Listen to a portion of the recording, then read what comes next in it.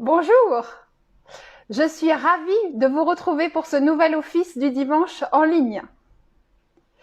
Aujourd'hui, j'ai choisi de vous parler de vous, de l'homme, du jeu de la vie. Le but de la scientologie est de rendre l'individu capable de vivre une vie meilleure, selon ses propres critères, et d'avoir de meilleures relations avec ses semblables. Certes, une telle affirmation peut paraître simple et modeste, mais sa portée est immense, car elle incarne le rêve de toute religion, la réhabilitation des aptitudes naturelles de l'homme oubliées depuis fort longtemps. Ceux qui ont vu la scientologie à l'œuvre ne peuvent pas nier ses résultats. La scientologie a révélé à l'homme qu'il est une âme immortelle. Alors, allons à la découverte de ces données en commençant par le credo de l'Église de Scientologie.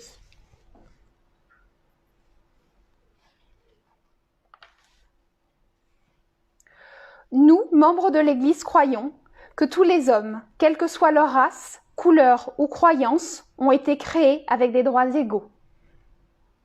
Que tous les hommes ont le droit inaliénable d'avoir leurs propres pratiques religieuses et de les exercer. Que tous les hommes ont le droit inaliénable de vivre leur propre vie. Que tous les hommes ont le droit inaliénable à leur santé mentale. Que tous les hommes ont le droit inaliénable d'avoir leur propre défense. Que tous les hommes ont le droit inaliénable de concevoir, choisir, assister ou soutenir leurs propres organisations, églises et gouvernements. Que tous les hommes ont le droit inaliénable de penser librement, de parler librement, d'écrire librement leurs propres opinions et de se prononcer, d'écrire ou de s'élever contre les opinions des autres. Que tous les hommes ont le droit inaliénable de créer leur propre espèce, que les âmes des hommes ont les droits des hommes, que l'étude du mental et la guérison des maladies d'origine mentale ne devraient pas être séparées de la religion, ni tolérées dans les domaines non religieux, et qu'aucun agent autre que Dieu n'a le pouvoir de suspendre ou de négliger ses droits de façon ouverte ou couverte. Et nous, membres de l'Église, croyons que l'homme est fondamentalement bon, qu'il cherche à survivre, que sa survie dépend de lui-même, de ses semblables et de l'accomplissement de sa fraternité avec l'univers. Et nous, membres de l'Église, croyons que les lois de Dieu interdisent à l'homme de détruire sa propre espèce, de détruire la raison des autres, de détruire ou d'asservir l'âme d'un autre, de détruire ou de réduire la survie de ses compagnons ou de son groupe. Et nous, membres de l'Église, croyons que l'esprit peut être sauvé et que seul l'esprit peut sauver ou guérir le corps. Je vais maintenant vous lire le texte L'intégrité personnelle, écrit par L. Ron Hubbard.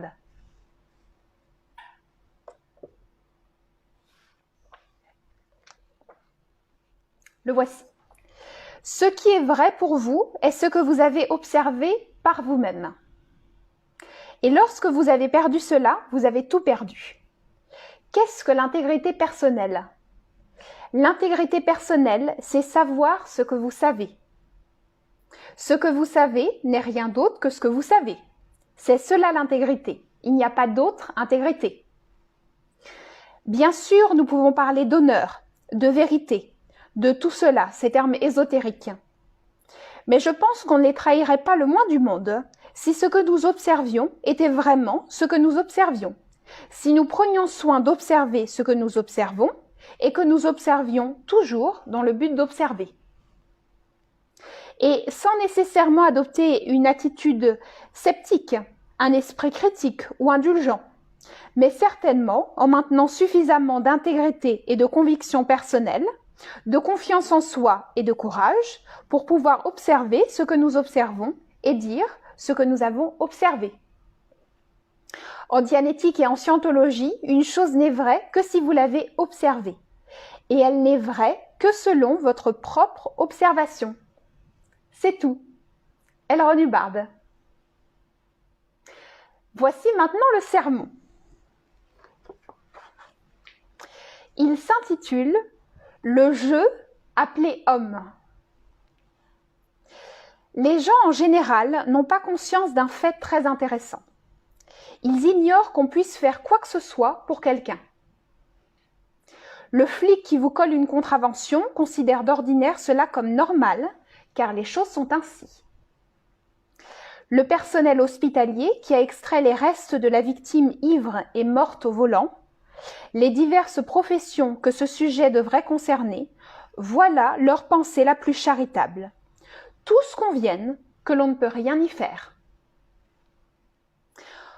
En d'autres termes, vous avez un flic là. Il appartient à l'unité qui traite des délinquants juvéniles et il effectue ses rondes, les arrête et les jette en prison. Ils en sortent, alors le flic les y ramène, puis les fait sortir, etc. Et il dit, au bout d'un moment, ils iront au pénitencier, purger 2 ans, puis ils sortiront. Alors on les y remettra, ils sortiront. On les y remettra et ils sortiront encore. C'est comme ça que ça se passe. Et puis, de toute façon, on n'y peut rien. Puis il ajoute, à quoi ça sert d'arrêter ces voleurs de voitures? À quoi ça sert de les arrêter? Vous les mettez en prison, ils y restent 1 an environ, puis en sortent, et 24 heures plus tard, eh bien, ils volent une autre voiture. Il n'y a rien que vous puissiez faire pour ces gens, ils sont dingues. Et il n'y a rien que vous puissiez faire pour le mental. Et donc, tout est sans espoir. Par conséquent, pourquoi devrais-je me montrer gentil avec les autres? Pourquoi devrais-je être correct envers quiconque? Tout cela n'est qu'une pagaille lamentable et il n'y a vraiment rien qu'on puisse faire pour la démêler. C'est son état d'esprit. Mais en général, il ne le sait même pas. Maintenant, regardons comment une telle barrière influencerait une grande société comme la nôtre. Ici, nous avons cette chose remarquable, le raisonnement selon lequel la seule façon de faire régner la loi et l'ordre, de faire respecter la réglementation, d'exercer une direction ou même d'avoir une amélioration, consiste à imposer plus de restrictions, plus de lois, plus de menottes. Et c'est cela, le raisonnement. Ce n'est pas spécialement un raisonnement délibéré, c'est juste comme cela que ça se passe. Plus on utilise de force avec le criminel, le délinquant juvénile, l'idiot ou l'élève qui refuse d'apprendre, plus on récolte de stupidité. Moins il y a d'études, plus la délinquance juvénile et le crime augmentent. En d'autres termes, cela ne fait qu'aggraver le problème. Tôt ou tard, il faudra bien qu'un groupe assume la responsabilité d'échapper à ce mode de pensée. Et si l'on considère que nous traitons de la pensée et non des masses, nous pouvons le faire. Si l'on considère que nous nous occupons de l'aspect spirituel de la vie et non de ses baïonnettes, c'est possible. Si nous tentions de le faire par la force, nous agirions comme la société actuelle, régentée par les menottes, les cellules de prison, les opérations chirurgicales, les chocs électriques, les contraintes corporelles, les punitions, le mauvais contrôle, les menaces, la peur. Tout cela ne fait qu'aggraver les choses. Mais nous ne sommes pas obligés de suivre cette direction. Nous avons découvert un fait singulier. Une petite augmentation de liberté amène un accroissement de l'attitude civilisée. Nous avons là quelque chose de très bizarre, parce que la société en général n'y croit pas. Si vous augmentiez la liberté d'un individu, vous augmenteriez aussi la quantité de problèmes dans la société. C'est comme cela qu'il verrait les choses. Or, c'est un mensonge. En diminuant la liberté, vous augmentez les difficultés. En augmentant la liberté, vous diminuez les difficultés. Ça, c'est la vérité. Alors, l'audition, c'est un terme que je vais employer après, est la forme de conseil spirituel propre à la scientologie. C'est fait par un auditeur, qui vient du latin audire, qui signifie entendre, celui qui écoute. L'auditeur pose une série de questions appelées procédés, qui aident l'individu à examiner sa propre existence et améliorent son aptitude à confronter qui il est et où il est, ce qui est donc de l'audition. Bon, de temps à autre, une personne s'amène et dit « N'est-il pas vrai que durant l'audition, dites entre nous, n'est-il pas vrai que vous désinhibez ?» Désinhibez? Il suppose que tout le monde est inhibé? Cela n'est pas particulièrement vrai non plus. Il présume tout un tas de choses irrationnelles, que de grosses bêtes noires se tapissent sous la surface du léger vernis social et qu'elles peuvent à tout moment s'échapper. Son niveau de confiance en son prochain est incommunicable. Mais il pense qu'au moment où on enlèverait toute restriction, on se retrouverait devant une bande de gorilles plutôt mal élevés, tout au mieux. Si vous rendez quelqu'un plus libre, les singes vont immédiatement sauter dans les arbres et se balancer par la queue. Cette conclusion est totalement injustifiée, car lorsqu'on se montre calme et permissif envers un enfant en mauvaise condition, nerveux ou inquiet, etc., ça ne signifie pas le laisser sans contrôle. Des gens ont hérité de la psychologie l'idée que la façon moderne de s'y prendre avec un gosse est de le laisser seul, livré à lui-même. Non, ce n'est pas comme cela qu'on élève les enfants. Il faut exercer un tout petit peu de discipline à leur égard, avec de l'assurance, sinon ils tombent malades. Souvenez-vous de cela. Donc, nous donnons à cet enfant inquiet et nerveux un peu plus de liberté, de participation au jeu. On délibère avec lui s'il convient ou non d'aller au spectacle. À coup sûr, il risque de devenir plutôt embrouillé et troublé pendant quelque temps, se demandant ce qui va se passer. Quelque chose cloche, vous voyez? Il sera un peu perdu, et puis tout d'un coup il dira « Tu sais, il y a du vrai dans tout ça. Ils veulent vraiment connaître mon avis concernant le fait d'aller ou non au spectacle. » Et tout à coup, le gamin se calme et devient quelqu'un de civilisé. La façon de créer un barbare est de lui refuser une conduite civilisée. Si vous présumez qu'il est civilisé et lui donnez suffisamment de liberté pour qu'il participe à ce jeu qu'est la vie, vous garantissez sa bonne conduite. Comment croyez-vous qu'on puisse se débarrasser d'une population criminelle si chaque fois qu'un de ses membres sort de prison, la société l'évite et lui refuse tout travail? Vers quoi peut-il se tourner sinon vers plus de criminalité? De même, un enfant attardé doit étudier plus longtemps, doit rester assis là plus longtemps, doit travailler plus dur, bûcher plus dur, s'il veut arriver à quelque chose. Moins de liberté, moins de liberté, moins de liberté. En fait, ils deviennent de plus en plus stupides. Entre guillemets, ils sont bêtes, donc il faut vraiment leur faire ingurgiter les données. Faites-leur passer des examens. Dites-leur que s'ils n'ont pas 20 sur 20 en arithmétique, papa et maman les jetteront en pâture à l'éboueur. En d'autres termes, menaces et contraintes. Personne ne suppose que cet enfant puisse connaître ou faire quoi que ce soit.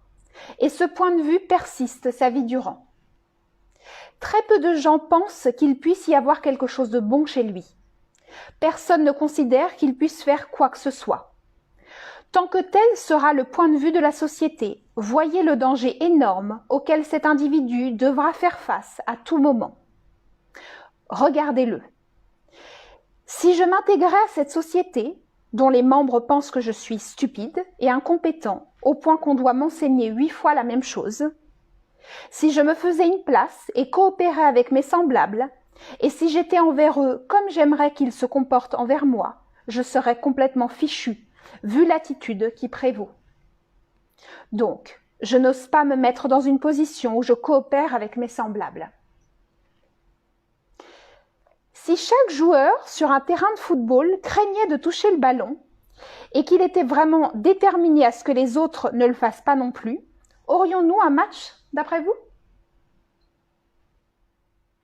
Vous auriez 22 hommes là-bas, avec le ballon, au centre du terrain, et ces gars en train de discuter entre eux. Tu ne mérites vraiment pas de toucher ce ballon. Je me demande si je te veux dans mon équipe, parce que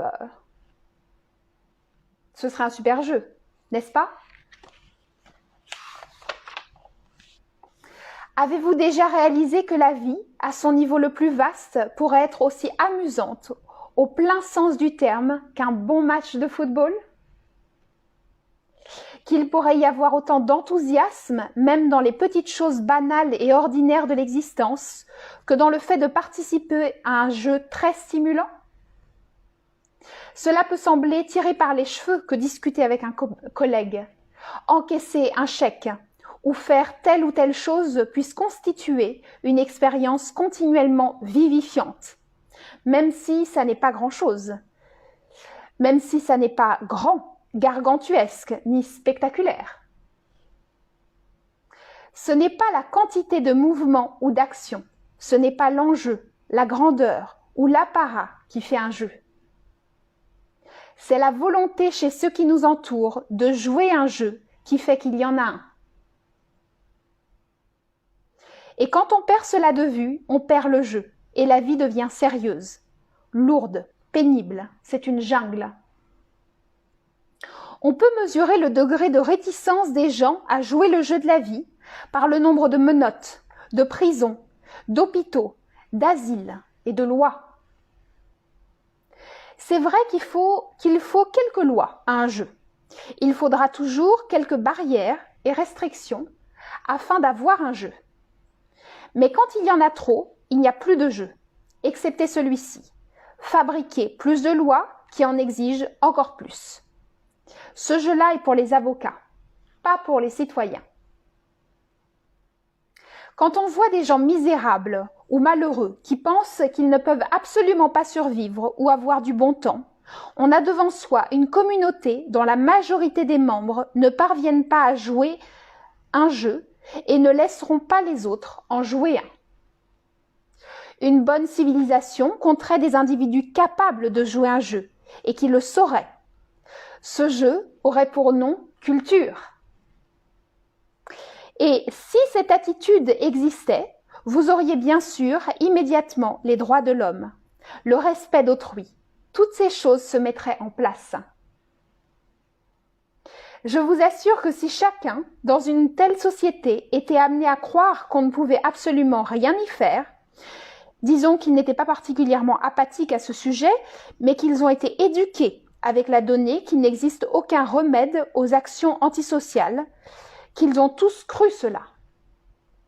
Alors, inévitablement, la situation se détériorerait. Donc, ceci est notre première barrière. C'est la première chose que l'on doit surmonter en scientologie. On peut agir. Ce n'est pas « que peut-on y faire ?» Cela est trop haut. Il peut arriver quelque chose qui mette une personne dans une condition où elle améliore ses relations avec la vie et ses semblables. La société ne sait pas cela, elle ne s'en doute pas le moins du monde. Le simple fait de connaître beaucoup de ces éléments vous fait porter une responsabilité. Mais ce n'est pas parce que vous connaissez la scientologie qu'il faut vous arrêter de vivre. Vous devriez pouvoir vivre beaucoup plus pleinement. Soyez très libre d'utiliser de façon exacte ou non ce que vous connaissez. De l'utiliser comme vous pensez que ça devrait l'être. Créez l'effet que vous souhaitez ou simplement un effet au hasard. C'est une grande liberté, n'est-ce pas? Ces matériaux vous appartiennent. Allez-y, prenez-les. Découvrez-en davantage sur la vie en lisant le livre de Ron Hubbard intitulé « Scientologie, une nouvelle optique sur la vie ». Vous y trouverez davantage d'informations sur la relation de la vie avec un jeu, les 2 règles pour vivre heureux, et bien d'autres découvertes de Ron Hubbard que vous pouvez utiliser pour mener une vie meilleure, dès aujourd'hui. Maintenant, je vais vous lire une citation de Ron Hubbard. La voici. L'homme peut s'améliorer par lui-même. C'est une conviction ancrée en chacun de nous. Mais les théories de la psychologie du XIXe siècle ont commencé à obscurcir ce concept en prétendant au contraire que tout était déterminé au jour de notre naissance. Outre cette négation d'une évolution potentielle, la psychologie allait avancer l'idée, originale mais entièrement fausse, que l'homme n'était qu'un animal. Il ne pouvait améliorer ses aptitudes et son comportement ou encore accroître son intelligence. Voilà pourquoi l'homme éprouve aujourd'hui de grandes difficultés à saisir le concept, plus ancien mais plus vrai, qu'il est un esprit et qu'il peut tendre vers des états plus élevés et les atteindre. On peut s'améliorer. L'homme peut accéder à des états d'existence plus élevés grâce à la scientologie.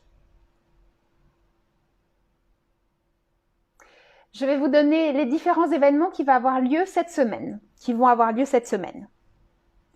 Il va y avoir un webinaire lundi 12 avril à 19h30 sur le thème de comment élever des enfants heureux. Et ensuite, vendredi 16 avril à 19h30, le thème abordé sera la crise d'adolescence, une fatalité? Terminons cet office par la prière de scientologie pour la liberté totale.